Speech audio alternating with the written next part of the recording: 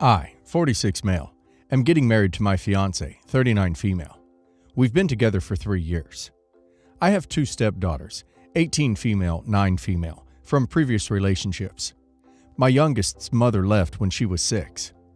My fiancée is a very sophisticated person and has exquisite tastes. She also does not really care for young children, and this has created tension between her and my youngest daughter. While our plans have been delayed due to global circumstances, our plans to get married are finally going ahead.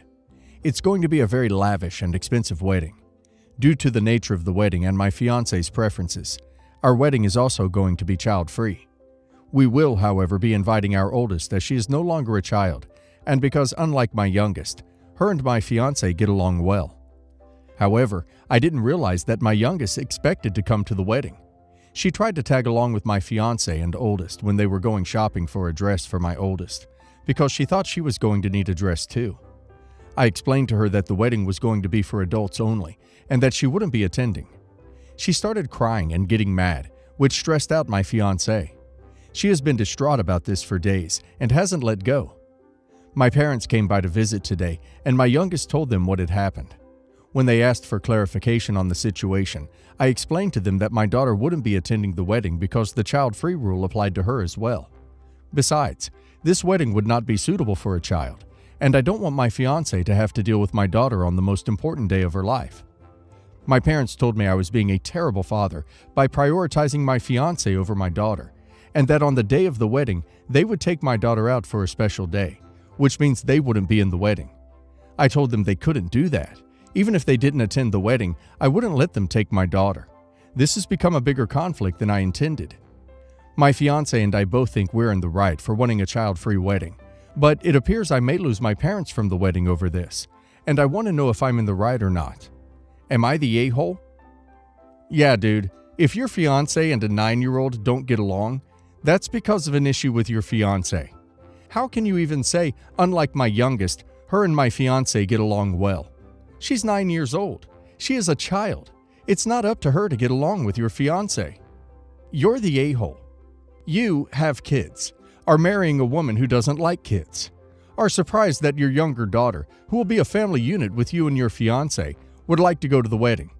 Go shocked Pikachu face when your parents call you out for being a crappy father.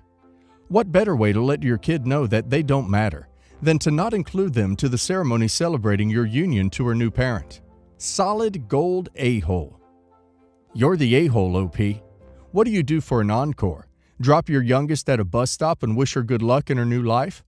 Throw out her things and turn her bedroom into a walk-in closet for the missus, who has refined tastes? Not let your daughter eat dinner with you? Why would you marry a woman that doesn't like children when you have a young child? Her life is gonna suck, and these types of occurrences, your daughter having normal expectations, hopes, but being constantly left out, will happen regularly. Not to mention the possibility of her growing up to resent her older sister, who will always be allowed around your wife and the fun activities. Yes, you're the a-hole for choosing a woman who will always put your kid in the background. My cousin is very famous. Yes, you have heard of him. And no, I won't tell you who he is. We'll call him Terry. When we have family functions, mainly for holidays, Terry likes for them to only be family, so he can be himself and get drunk and pass out on the couch and share Hollywood gossip with us. Otherwise, he feels like he is being interviewed and having everyone talk to him or want a picture, and he has to be in promo mode. He said it's because he was tired of having to meet strangers and not be able to let loose, and there were some issues of these partners taking pics of him or spreading gossip.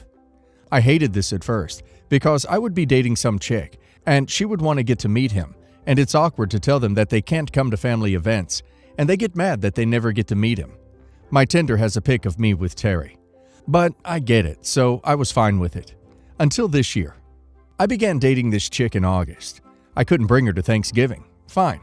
But when I walk in, I see another cousin, Danielle, has brought her boyfriend, Steve, even though they've been together for less than a year. They got together over New Year's and engaged on Halloween. Terry was fine with this because he's met Steve before. Old family friend. Even though I've been told that no exceptions are allowed to his rule. Thanksgiving sucked because the whole time I was mad that I once again wasn't allowed to bring my girlfriend. My girlfriend consoled me after, and I realized that she is my soulmate. 2 weeks ago I proposed, and we got engaged. Christmas was at my aunt's.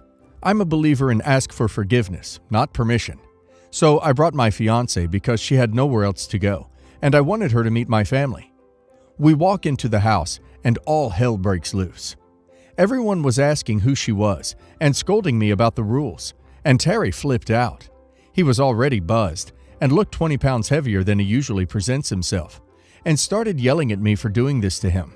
He didn't seem excited at all about my engagement or willing to introduce himself to her. Our grandma was telling Terry to get over it and asking to see the ring and saying that she wished she had gotten my fiancé a gift, so grandma was on my side. But Terry was still arguing with me and said I shouldn't be allowed at any more events, and he ended up calling an Uber Black and leaving before we even ate. To top it all off, my uncle, who was never even liked Terry, got upset because apparently Terry was his secret Santa, so he didn't get a gift.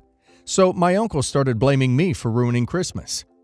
I get they are mad, but it was clear there was an exception for fiancés, and I'm embarrassed that my family was so rude to her when I just didn't want her to be alone on Christmas.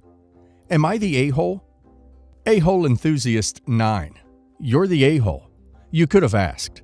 You could also not use your famous cousin as a pick on Tinder. You're the a-hole. The two situations weren't the same. Your cousin knew the other person, unlike your girlfriend. Getting engaged that quickly is also shady as duck. If you don't like the rules, don't go. Spend the Christmas with your new fiancé. You wrecked Christmas because of a tantrum and games. And your cousin knows not to trust your judgment because you sell your link to him. You don't add to his privacy. You resent you can't use it to your benefit. Give a serious apology. You were bang out of order. You're the a-hole for this. I'm a believer in ask for forgiveness, not permission. That's an obnoxious way to be. You could have spent Christmas just you and your girlfriend. Then she wouldn't have been lonely, and you wouldn't have broken the established rule for family gatherings. There wasn't an exception for fiancés. There was an exception for Steve. What you do if you want your family to meet your fiancé is you set up your own engagement party. You don't turn family Christmas into your personal celebration. It's somewhat shady you use a picture of you with your famous cousin on a dating app. Clearly you are using him to attract girlfriends for yourself. Backstory that explains some of this. My dad dated Anna on and off from the time I was 13. In their one extended off period, almost 2 years, she had a daughter and was pregnant with another daughter. They got back together while Anna was still pregnant, and were back on their on and off relationship. For the most part, they lived together through all the off parts of their relationship from the beginning. The only exception was the off part when they were apart for almost 2 years. It was rough living there when they weren't together. They brought other people back and were generally just toxic and had a crappy relationship. I moved out of Dad's house and in with my grandparents when I was 17. It was a lot for me. I had never bonded or had any kind of love for Anna or her girls while I lived with them. I was just trying to survive the upheaval my dad was putting me through. I don't even remember how old the girls were when I last saw them. Pretty small though. A few times Dad would tell me to be their big brother or whatever, but he was more wrapped up in Anna. They broke up a few months before he died 2 years ago. He and I weren't really talking in the last year of his life. So Anna has been diagnosed with some neurological disease and reached out to my grandparents to raise her girls. She has nobody, doesn't know the bio fathers of the girls, doesn't have any family she's in touch with. She was deep in D and alcohol for years, and they disowned her over it and were not interested in hearing from her again. And no friends left. My grandparents said no because they had nothing to do with the girls and had not considered them surrogate granddaughters. To be honest, even before Dad died, I was the only person in his house they had a relationship with. They didn't see Dad anymore because of how he was. Next up was me. She tracked me down on social media and told me she needed to talk about something important. She explained to me that she's sick, and I could see it in the way she was walking and talking, and she knows the girls are too young to survive when she gets worse, and she wants better for them. She said after years of being their brother and of living with them, she wanted me to take the girls and raise them and let them visit her, but once she's gone, to be the family they don't have otherwise.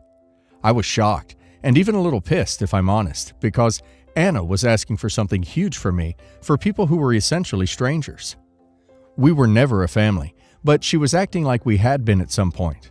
She saw how I was reacting and said my dad would have wanted me to do this, and to think about how I lost my mom and dad, and how I should consider her girls. It pissed me off so much I told her I didn't want her kids, and I walked away. She asked me how I could do this to her girls, and called me a jerk. She told me when they end up bounced around in foster care, I will only have myself to blame. Am I the a-hole? Not the a-hole. I feel for these poor girls, but that doesn't make them your responsibility. If this situation is a criticism of anyone, it's society in general, not you specifically, and of course Anna. She's not wrong to ask, but she is way out of line guilting you about your dad and calling you names. Not the a-hole. Those girls are not related to you at all. Anna and your dad's toxic relationship was something you shouldn't have had to deal with. You owe her nothing. Yes, it's sad, but those girls were never your family. One suggestion for the mother is that if she wants to keep her girls out of foster care, is to contact an adoption agency and start that process. Hopefully she will be able to meet any prospective parents and be allowed to determine who will raise her girls. She would then be able to rest easier knowing her girls are in a good home. Definitely not the a-hole. My brother Richard is nearing his 40s, yet his biggest priority is living a trendy lifestyle. Things like vegan challenges, backpacking for weeks at a time, and extensively vlogging his life every day on social media. He constantly crashes frat parties and tries to hang out with college kids. If Richard only had to worry about himself, I would say it's his own life and not my place to judge him. But Richard has 2 young children. My niece Adelaide, who just turned 7, and my nephew Parker, who is 5. Adelaide and Parker are being raised by my parents because their mother has issues with addiction, and Richard is never there for his kids. Whenever he happens to visit my parents' house, Richard responds to Adelaide and Parker like, "Oh yeah, you're here too, I guess," and just blows them off. He's never shown up to a single appointment or event for them. Richard tries to justify his blatant neglect by saying, "Well, I have a lot going on," as if billions of parents don't also have a lot going on, and still raise their own ducking kids. Adelaide's birthday was in October, and Richard didn't show up, didn't get Adelaide a present, and didn't even wish her a happy birthday. He only called back days later and wasn't even apologetic. Richard just made the excuse that, "Well, I have a lot on my plate," because his friend's launching an Etsy store that sells personalized mugs. Richard knew months in advance about Parker's first day of kindergarten, ditched it to go on another backpacking trip in the Andes, then expected us to praise him because he beat some personal backpacking record. Richard ran into me at the grocery store and immediately started saying how pissed off he was because he went to my parents' house just as Adelaide was showing our grandparents a poster she made for school. She included an animal drawing of every member of the family except for Richard. Richard asked where he was, and Adelaide just told him, "You're not on here," and blew him off. Richard tried to say how Adelaide and Parker don't realize how good they have it, because most kids would be so proud to have a cool dad who keeps up with trendy things and is interested in what kids are doing nowadays. I was pissed. I told Richard that he's not a trendy college kid. He's a deadbeat to Adelaide and Parker, and he doesn't deserve such beautiful and all-around amazing kids when he's not even a dad to them. Richard insulted me back, but I didn't care, and just left without finishing my shopping. My parents agreed with what I told Richard because we've been gentle too many times in the past, and it clearly wasn't working with Richard. My parents are on the verge of disowning or disinheriting Richard because of his neglect. But several family members, mutual acquaintances of Richard and I, reached out to say that the way I publicly tore into Richard didn't accomplish anything except to be cruel. But I feel it had to be said. Am I the a-hole? If I could skywrite not the a-hole, I would. Kids at that age do not give 2 craps about how cool their parents are. They only care about time and attention. Not the a-hole. Most kids would be proud to have such a cool dad. The fact that you didn't decapitate him on the spot puts you in the running for sainthood. What a self-important, oblivious, narcissistic jerk. It's bad enough he ignores his kids to be a child, but to then act like he deserves a medal for it, and that his kids are lucky to have him? Insufferable. Richard sounds like a narcissist. Thank God the kids have your parents to care for them, but his utter lack of interest in them will be something they will most likely deal with for decades to come. You're not on here. Yeah, Because you basically don't exist, Richard. Do your parents have legal custody, and does he give them any money? Not the a-hole. What did he do? Cry to the relatives and acquaintances that you were mean to him? He sounds unbelievably self-centered.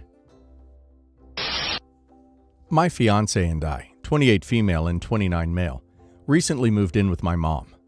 My dad passed away around 6 months ago, and my mom has been having a really hard time, so we moved in with her so she wouldn't be alone. She asked it as a favor, and my fiancé and I accepted.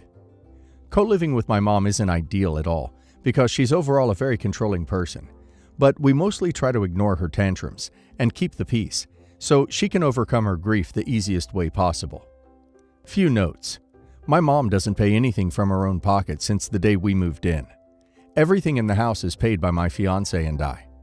My mom has her retirement money but doesn't spend any of it. She constantly says she's out of money because she does the grocery shopping, but it doesn't add up because her retirement salary is around the same amount as my salary and my fiancé's salary. She ends up begging for more money, but whenever I don't give to her, she says I'm taking advantage of her and that I should be ashamed of not financially helping her more, when me and my fiancé actually finance everything in the house. Fiancé and I also work remotely, and from 9 to 5, we need quiet hours to work. At first, Mom didn't respect that, but eventually she adjusted. Brother, who I'll mention later, works but doesn't like giving away his money and contributing. So my brother's wife filed for divorce after several horrible encounters, which I will not go into much detail about. Him and I don't have the best relationship, and my fiancé despises him. When my mom invited him to stay home from now on, I said there's no way. He's not going to contribute anything financially. He's going to make my fiancé feel uncomfortable with the way he acts and talks. He doesn't respect boundaries or quiet hours and makes much noise, even during our work hours. Plus, he's a horrible person we don't wish to have around. My mom said she can't turn her kid away, and he's my brother. I should be more compassionate, and after all, it's her house and she doesn't need my permission. I said fine, but it's either us or him. And since she wants him, my fiancé and I will start preparing to move out. My mom now believes we are horrible for turning our back on her and my brother, and has shamed me to my entire family for not supporting her like I should. She disowned me and called me a disgrace of a son. My fiancé said we made the right choice, but I'm scared if I messed up in any way, and I'm the a-hole. 100% not the a-hole. Sounds like you made an excellent choice. I hope you follow through. Living with your mom, you're not building any equity for yourself, and she doesn't appreciate you anyway. Not the a-hole. Your mother is pissed that she won't be able to continue to take advantage of you financially once you move out. Well, not at the level she has been anyway. She'll probably still play the sympathy card to get you to give her money. You moving out is the best solution for everyone but your mother. Not the a-hole, but 3 words. Move out now. Doesn't matter if she wants him there or not. She is emotionally and financially being aggressive to you and your wife, and now wants to add a creep to the mix. And when you try to play the very reasonable boundary of not wanting the creep near your wife, she starts the guilt trips and insults. Maybe you, out of your own grief, feel like you owe it to your dad to take care of her, but you don't. Get away from this woman, because I'm pretty sure your wife is 10 times more fed up with her than you, and if you don't pick her now, well, you'll be on the same boat as your brother.